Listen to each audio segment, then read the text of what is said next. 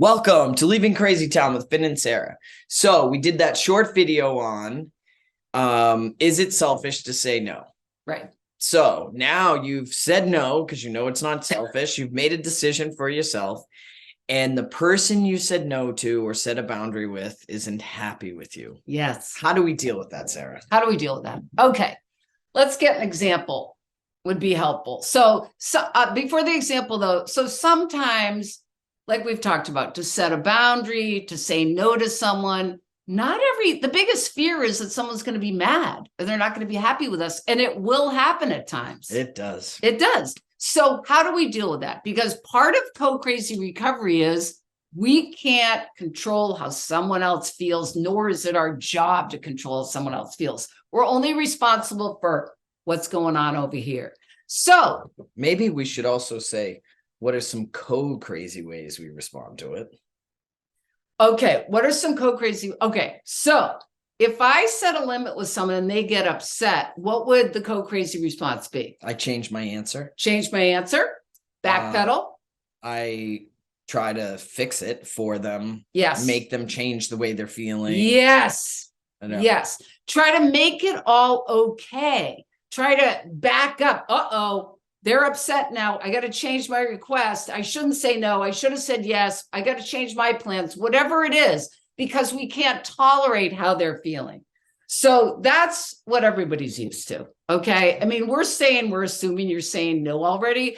It's hard to even do that. So just even practicing saying no, and we always give the example of just doing it at a restaurant or someplace easy to start. I started out not saying no, and then saying no, and then changing the no to now where I pretty much can stay with my no, right? But it's uncomfortable. Right. And that's what we're going to talk about, how to get through that. Like, what do you do? Right. Because the biggest part of saying no is what?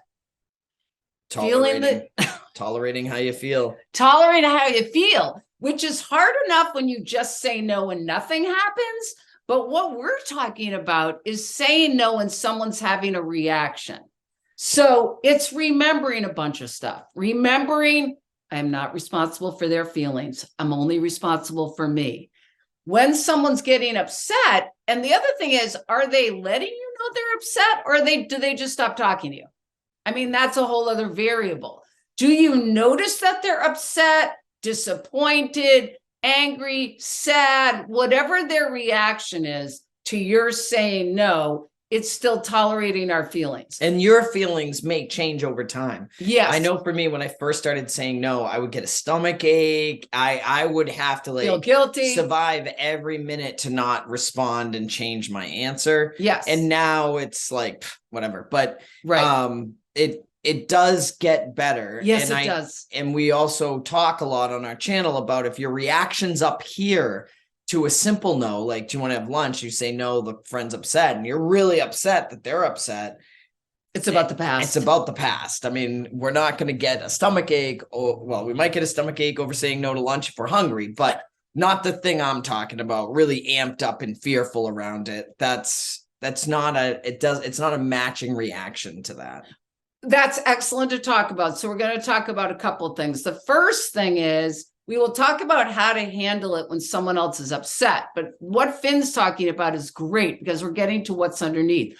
What happens, just to start, if you say no and then you you just notice, oh my God, I'm having all kinds of intense reactions because maybe this person is kind of looking questionable and they may not be responding in like the exact same way. They might have just said, a disappointed way that you've like determined as something major. Yes, right.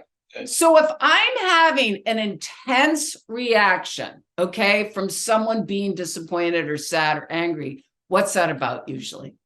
It's about the past. And what it typically is, it's an old fear. So say, like, reasons for this could be, say you were a kid and you couldn't ask for what you needed, or you didn't get what you needed, or your job was to take care of your parents' emotional needs. What else? You were told you're selfish and punished for asking for your needs. Yes, great. So you were punished for even asking or even, acknowledging what you wanted.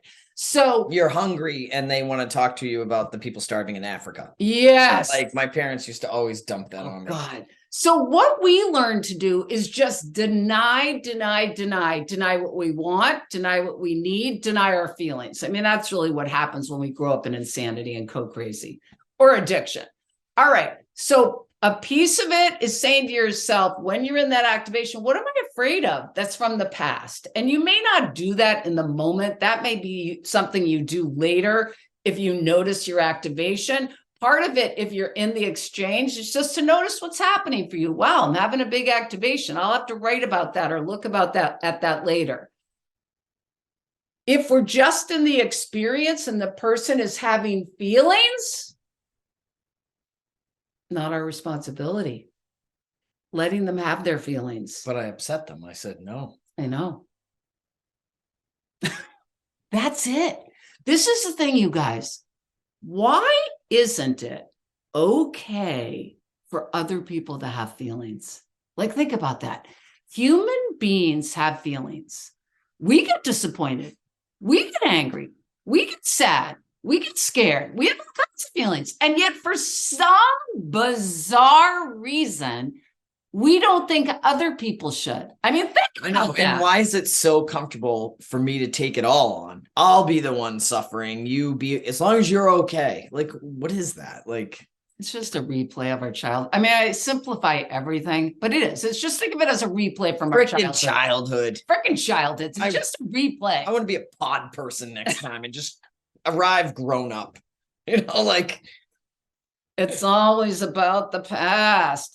But if you know that and you can get some lightness about it, you don't have to be run by the past. It's all about just saying to yourself, look, this person is having a few feelings. They're going to survive. They're not going to die from a feeling. And the thing is this, I think the biggest fear is, and Finn's yawning, the biggest fear is that they're going to be really upset and we're going to be abandoned, or they're never going to speak to us again, or they're going to like be enraged. And again, we can't control any of that. Some options, we're going to wrap this topic up. Some options are, we could reach out. We could ask them if they want to talk about the exchange. We could ask them if they want to, you know, process what they got angry about. Seems like you're having some feelings about that. Seems like you're having some feelings about that. But by the way, just because we're having a conversation with the person does not mean what? Does not mean we go back and change our no. We're not fixing it. We're listening. We're validating. Yes. We're hearing what they have to say, because I know when people say no to me, I feel rejected too. So it could be going on for them. It might not. And just because we're trying to have a conversation with them doesn't mean they're able to. Yes. That's the other thing. Absolutely. So if you're going into the conversation to fix yourself, you're tolerating that, whatever, that's not, I wouldn't do that. Okay, I'm not sure what that just meant. We'll cut that part out. Just keep going. Keep going. Okay, so tools at tolerating other people being upset. You could have a conversation with them. You notice your own feelings. You look at what got activated from the past, and just remember, we're just human beings, and human beings have feelings, period, at the end. Period at the end. And don't take their feelings away, by the way. That's the other thing about crazy behavior. We think that's the better behavior. No, let them have their feelings and notice yours. Fasten your seatbelts. We're leaving. Fasten up.